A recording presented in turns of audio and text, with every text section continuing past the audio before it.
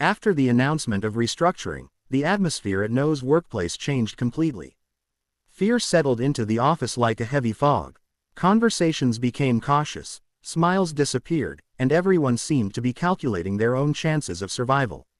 Noah felt the same uncertainty, but he made a deliberate decision not to let fear define his behavior. He understood that difficult times reveal true character, and this was the moment when kindness mattered most.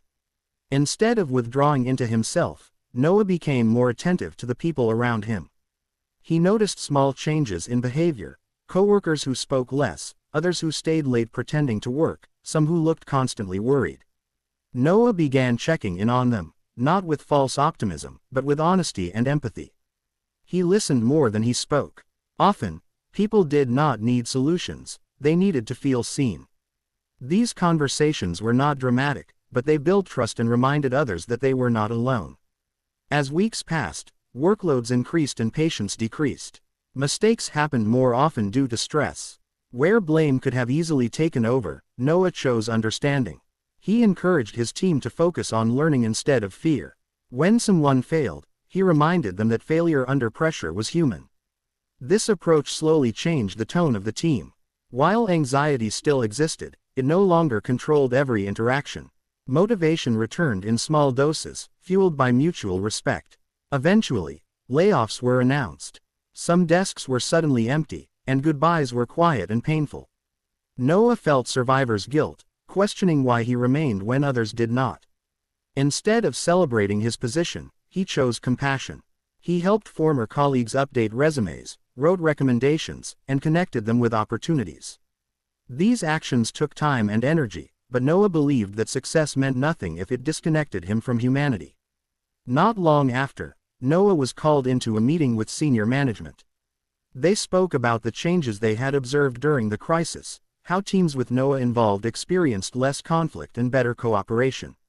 They noticed how people trusted him naturally. When they offered him a temporary leadership role to guide a struggling team, Noah felt overwhelmed. Doubt surfaced immediately. He questioned whether kindness could survive in a position that required authority. After careful reflection, Noah accepted the role. He reminded himself that leadership did not require abandoning empathy. From the first day, he focused on transparency and fairness. He explained decisions clearly, invited feedback, and acknowledged effort publicly.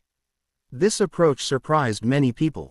Instead of fear-based motivation, Noah built commitment through respect.